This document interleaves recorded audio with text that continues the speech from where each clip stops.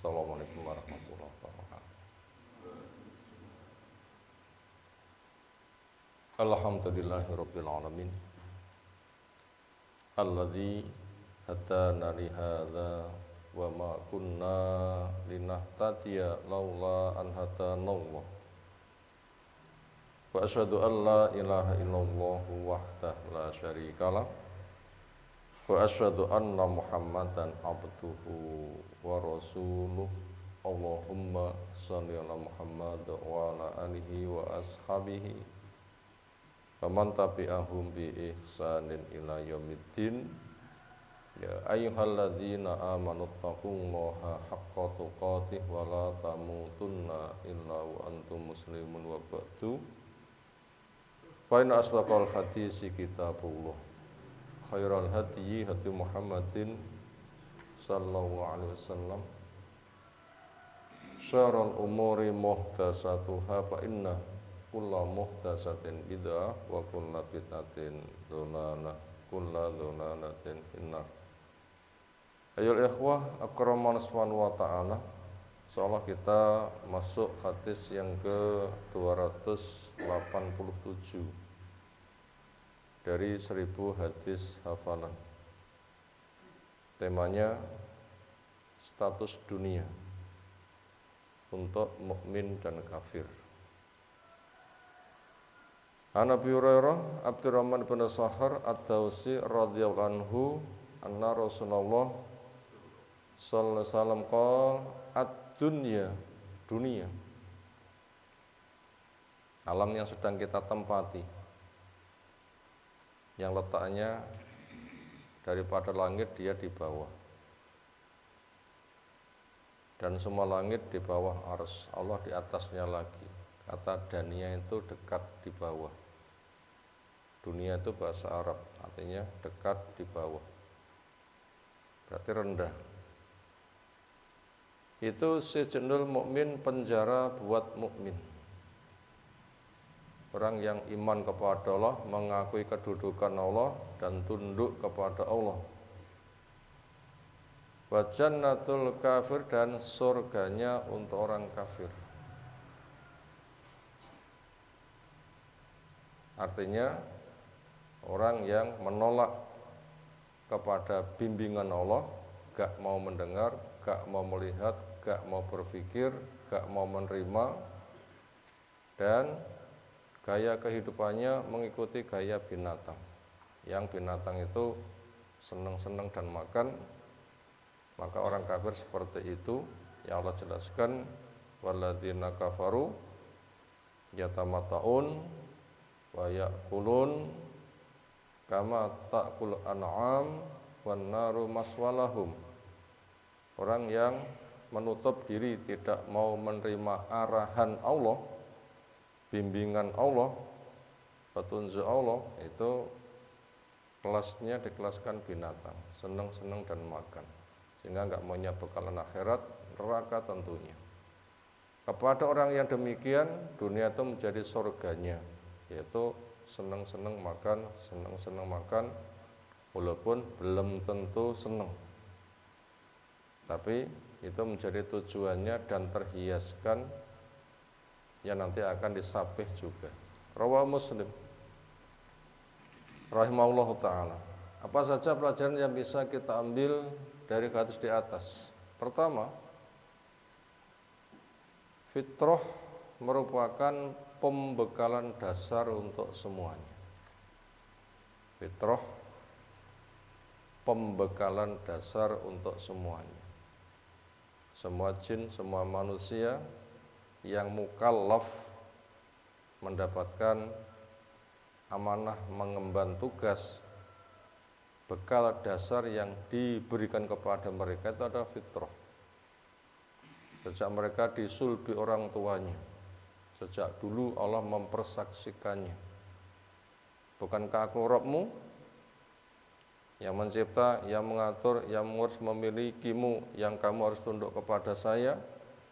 Mereka menjawab, qalu bala syahidna, iya. Sehingga dengan bekal fitrah itu, suci Islam, bila belum balik mati, maka dia berada di surga. Dulu iblis bekal dasarnya sama, Abu Jahal bekal dasarnya sama. Kafir manapun juga akhirnya mereka jadi kafir, bekal dasarnya sama. Apa? Fitrah. Itu pelajaran pertama. Fitrah merupakan bekal dasar untuk semuanya. Yang kedua, tujuan dicipta manusia di dunia sebagai pembuktian, pembekalan untuk kehidupan di akhiratnya. Yang kedua, tujuan dicipta di dunia sebagai bentuk pembekalan untuk kehidupan akhiratnya.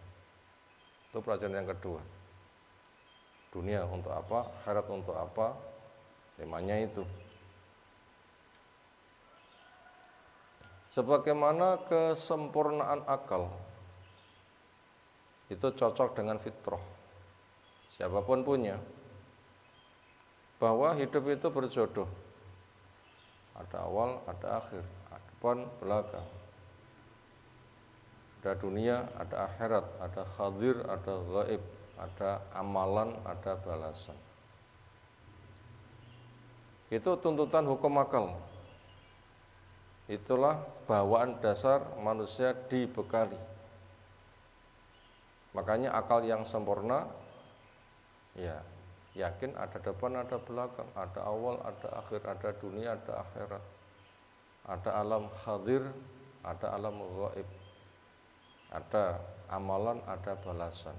Itu tuntutan akal, itu fitrah.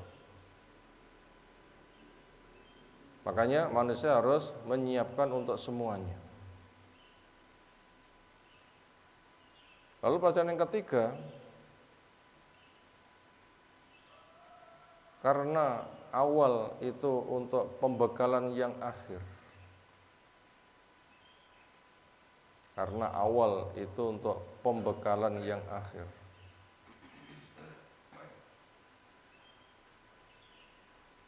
Sementara tugas manusia untuk ikhtiar, memilih yang baik. Sementara manusia tugasnya untuk ikhtiar. Apa makna ikhtiar? Talabul khair, milih sing apik. Maka Allah membuat ujian adanya baik dan buruk. Makanya Allah membuat ujian baik dan buruk. Kita ulang, karena awal itu untuk pembekalan yang akhir. Sementara hidup itu untuk ikhtiar, yaitu memilih mana yang baik. Maka Allah memberikan ujian adanya kebaikan, adanya keburukan. Sebagaimana Allah firmankan, fa'alhamaha fujuraha wa taqwaha. Dibekalkan kepada manusia ada kecurangannya, ada ketakwaannya.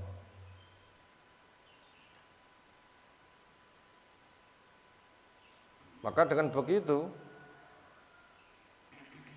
ketika manusia punya tugas memilih, nanti akan mengenali curang itu bentuknya begini, resikonya begini, takwa itu bentuknya begini, manfaatnya begini. Disitulah manusia mendapatkan iqamatul hujjah, penegakan pembekalan, supaya tugasnya memilih nanti pilihannya benar. Apa itu tanda tegak hujjah? Satu, hidup masuk masa balik. Yang kedua, diberikan indera, mendengar, melihat, bisa berpikir. Yang ketiga, ada arahan, ini baik, ini buruk. Digamblangkan dengan wahyu, dijabarkan oleh Rasul, sehingga dijelaskan sejelas mungkin, ini baik, ini buruk. Fitrah manusia pada baik suka, kepada buruk benci. Ketika sudah tahu, diberikan kemauan dan kemampuan. Fitrahnya kepada baik mau, fitrahnya kepada yang jelek enggak mau. Nah, diberikan kemampuan, yang mau kamu kerjakan, yang tidak mau kamu tinggalkan. Setelah itu tugasnya memilih. Setelah itu tugasnya memilih. Sing apik pilihlah, yang buruk tinggalkanlah. Nah, makanya kita ngaji itu membacakan Quran, membacakan sunnah. Bukan lawak, bukan kuyun. Makanya butuh berpikir, makanya ngantuk ya nggak bisa mengikuti. Dulu ada ngaji, kok nggak apa, saya ngantuk. Nah, makanya itu penyakit. Harus ada niat kuat. Kalau enggak nanti harus menyusul, sehingga nanti paham. Kenapa? Ada pembekalan, tugasnya memilih. Kemudian pelajaran berikutnya dijelaskan status dunia untuk mukmin dan kafir. Wahai orang yang hidup fitrahmu, yang kamu dicipta untuk diuji memilih, kamu sudah dibekali supaya pilihanmu tidak salah. Maka kamu diberitahu dunia itu buat kamu statusnya penjara.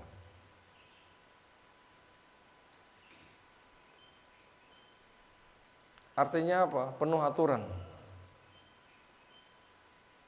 Dunia itu penjara. Apa maknanya? Penuh aturan. Orang di penjara terikat dengan aturan. Yang ini boleh, yang ini enggak boleh. Kamu enggak bisa berbebas-bebas. Kenapa? Kamu di penjara. Namanya penjara itu terkekang, enggak boleh untuk berbebas-bebas. Itu hikmah penyebutan kata penjara. Sementara orang kafir itu bagaikan orang yang berada di kebun bebas untuk bergembala. Ibaratnya hewan lepas di kebun, makan sak karepe. Makanya dunia untuk kafir itu adalah bagaikan surga. Surga itu kebun, binatang dilepas mangan saja.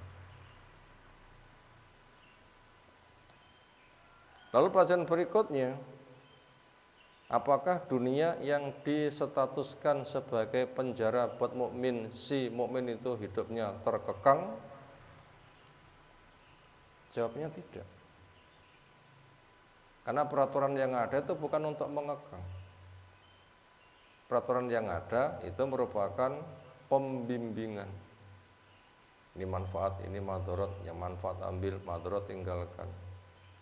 Itu bukan pengekangan. Di penjara itu maknanya penuh aturan, bukan disiksa.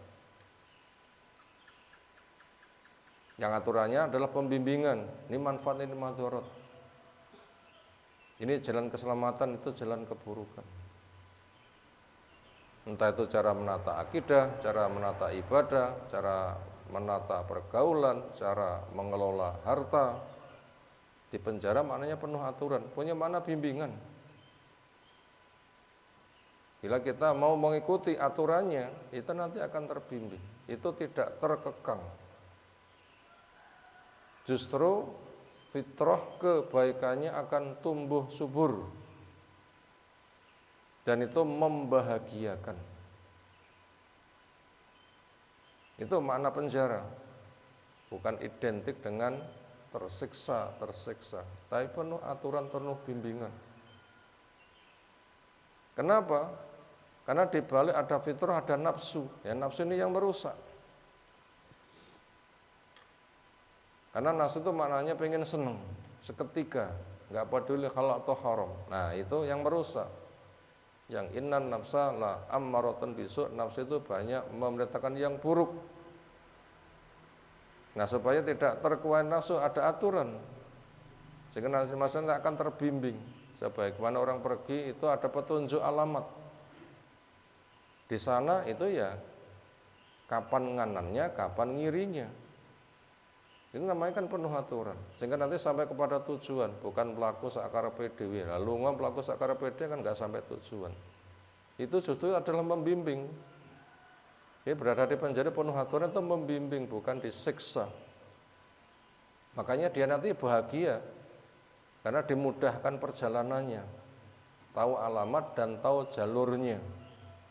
Sehingga salah dikit diingatkan, salah dikit diingatkan, salah dikit diingatkan. Nah seperti itu, justru nanti super bahagia, bukan super terkekang.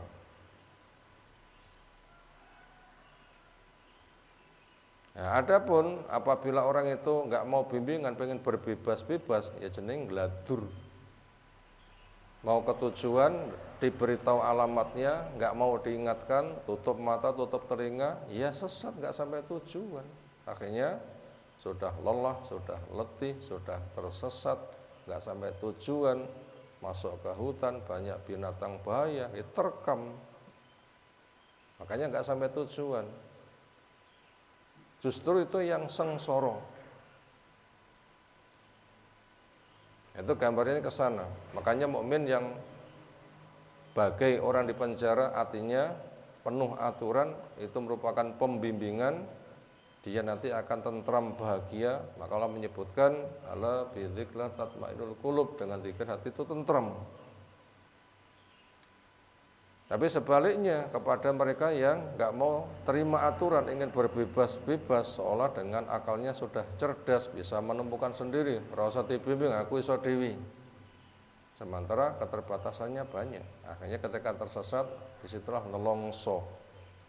Makanya Allah menjelaskan, waman a'rada an dzikri fa inna lahu ma'isyatan dzunka wa nahsyuru yaumal qiyamati ama. Siapa yang berpaling, enggak mau diingatkan oleh Allah, gersang pemikirannya, sudah tersesat, kesel, enggak bisa mulih, ada ancaman, itu terancam.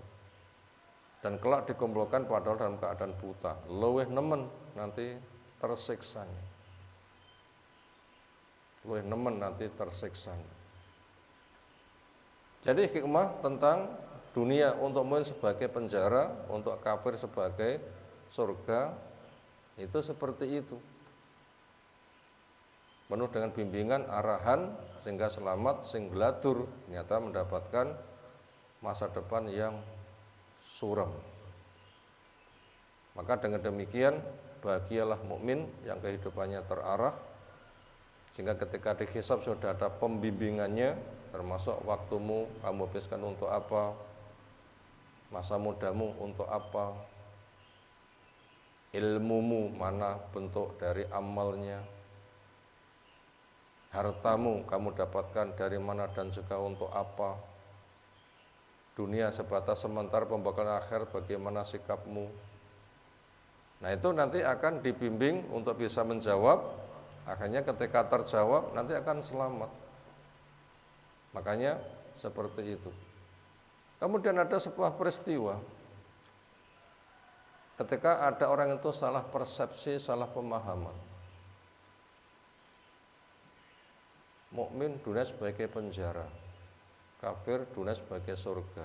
Ada orang kafir, ternyata kehidupannya sengsara. Akhirnya berkomentar pada si mukmin. Katanya, dunia buat kamu sebagai penjara, buatku sebagai surga. Kenapa kehidupanmu malah lebih bahagia? Saya malah sengsara. Kendaramu bagus, bajumu bagus, sandalmu bagus, perihal kehidupanmu bagus, rumahmu dan sebagainya. Sementara saya kok enggak seperti itu. Apa jawabannya? Sebagus apapun yang saya dapatkan, bila dibanding dengan nikmatnya surga, ini kelasnya sarana penjara. Tapi saentelongso apapun yang kamu rasakan sekarang, dibandingkan dengan ngerinya neraka, itu bagaikan surga. Ini gambaran nyata kepada kita, ternyata mukmin itu penuh masa depan yang cerah. Maka beruntunglah buat mukmin yang identik dengan ilmu, identik dengan tauhid, identik dengan taat, identik dengan akhlak mulia, identik dengan makmurnya masjid, identik dengan zikir dermanya, Itulah tanda-tanda bahagia ternyata buat mukmin penjara itu membahagiakan, artinya kehidupannya selalu terjaga dan itu asli orang yang merdeka. Dan orang kafir yang maunya berbebas-bebas ternyata mereka dikuasai nafsu dan setan, dijajah yang tidak ada habis-habisnya. Demikian, subhanakallahumma bihamdika asyhadu an la ilaha illa anta astaghfiruka wa atubu ilaik. Assalamualaikum warahmatullahi wabarakatuh.